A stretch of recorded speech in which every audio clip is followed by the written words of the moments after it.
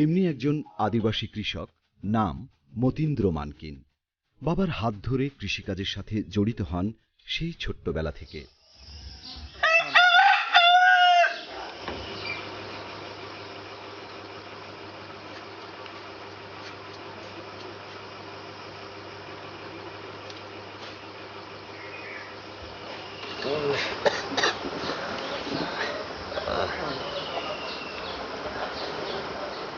মতীন্দ্র মানকিন সেই কাকডাকা ভোরে ঘুম থেকে জেগে প্রথমেই বসে যান প্রার্থনায়। আমি পর্বত নিয়ে দেখি চক্ষু তুলিলাম, প্রভু তোমার বাহিরে যাওয়া ও ভিতর আসা রক্ষা করিবেন, এখন অবধি চিরকাল কৃত।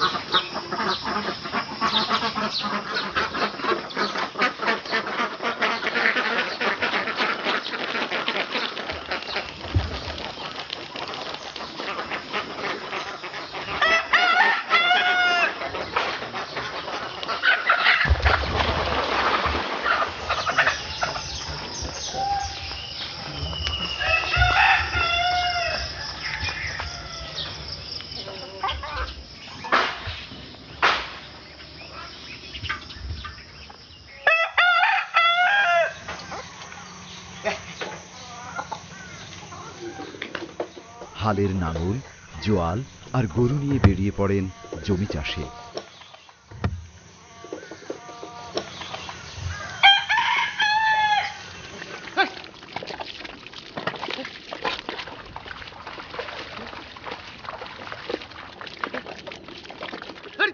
সকাল থেকে বেলা অবধি পর্যন্ত চলে জমিতে হাল চাষের কাজ।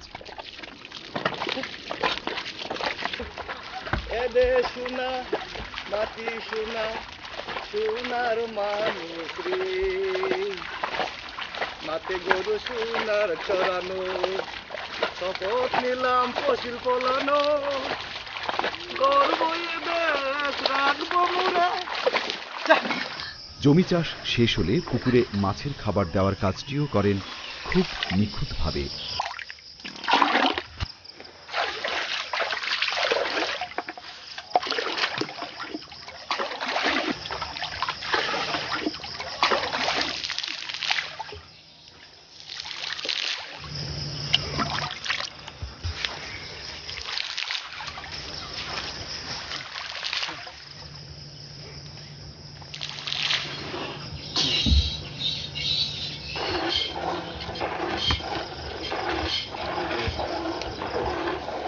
দুই ছেলে দুই মেয়ের জনক মতীন্দ্র মানকিন একসময় মানুষের বাড়িতে দিনমজুরি করে জীবিকা নির্বাহ করত।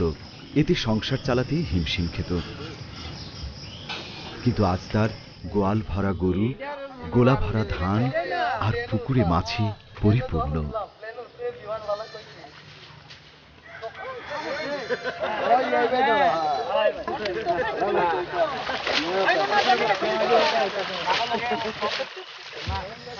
বর্তমানে আর্থিক সচ্ছলতার কারণে অভাব নামক শব্দটি তার পরিবার থেকে চলে গেছে অনেক আগেই।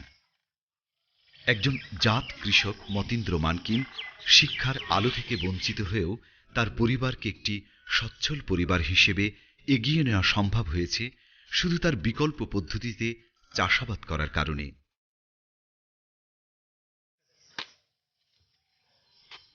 তার বাবাও প্রচলিত প্রথায় জৈব পদ্ধতিতে চাষাবাদ করতেন। এই কৃষক তার কঠোর পরিশ্রম আর বুদ্ধির জোরে রাসায়নিক সারের মতো ধ্বংসাত্মক পদার্থ ব্যবহার না করে শুধু জৈবিক পদ্ধতিতে চাষাবাদের ফলে আজ তিনি একজন সফল কৃষক। তার হাত ধরেই মূলত দেশীয় জাতের বীজ থেকে ধান, শাকসবজি, তরিতরকারি, ফলমূল সহ নানান ফসল আবাদে উদ্বুদ্ধ হচ্ছে অনেক কৃষক। তিনি উচ্চ ফলনশীল ধান চাষের কথা বলতে গিয়ে জানান, এর বীজ বাজার থেকে বেশি দামে ক্রয় করতে হয়। সার ও কীটনাশক প্রয়োগে খরচ বেড়ে যায় অনেক বেশি। এদিকে আবার সব কৃষকের পক্ষে ওই উপকরণ ক্রয়ের জন্য টাকা জোগাড় করা সম্ভব হয় না। অধিকন্ত উচ্চ ফলনশীল ধান আবাদে দেশীয় জাতের ধান প্রায় বিলুপ্তির পথে। অনেক কৃষক আবার হিসেব কষে দেখিয়ে দিলেন উচ্চ ফলনশীল জাতের ধান আবাদ করে 1 একরে খরচ হয় 22 থেকে 25,000 টাকা, জমিতে ধান হয় 45 থেকে 48 মণ। দেশীয় জাতের ধান থেকে বিকল্প পদ্ধতিতে শুধুমাত্র জৈব সার ব্যবহার করে ধান আবাদ করলে খরচ হয় মাত্র 7 থেকে 10,000 টাকা, ধান হয় 40 থেকে 42 মণ।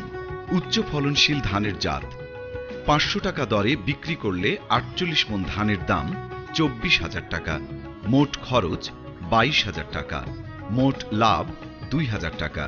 সার্বিকভাবে ক্ষতি জমির উর্বরতা কমে। দেশীয় ধানের ব্রিডিংয়ের মাধ্যমে উদ্ভাবিত বিকল্প জাত 500 টাকা দরে বিক্রি করলে 40 মণের দাম 20,000 টাকা, খরচ 7,000 টাকা, মোট লাভ 13,000 টাকা। জমির উর্বরতা বাড়ে, কোনো ক্ষতি নেই। কৃষকেরাই যেহেতু কৃষকদের প্রশিক্ষক, তাই মতীন্দ্র মানকিন যা শিখেছেন তা ছড়িয়ে দিয়েছেন অন্যান্য কৃষকদের মাঝে। দেশীয় জাতের বীজ থেকেই বেশ কিছু নতুন ধানের উদ্ভাবকের নায়ক মূলত এই অশিক্ষিত কৃষক মতীন্দ্র মানকিন। এটা ব্রিডিং করব, হ্যাঁ। ব্রিডিং করার আগে দেখতে হবে আগে মা বাবা, ধানের বৈশিষ্ট্য, কোনটা আমরা ব্রিডিং করব বাছাই করে নিতে হবে। ধানের বৈশিষ্ট্য আর ধানের জাত, এখানে 3টা বৈশিষ্ট্য গাছ আছে। তারপর কটন করে করতে আগাছাগুলো সাফ করতে হবে।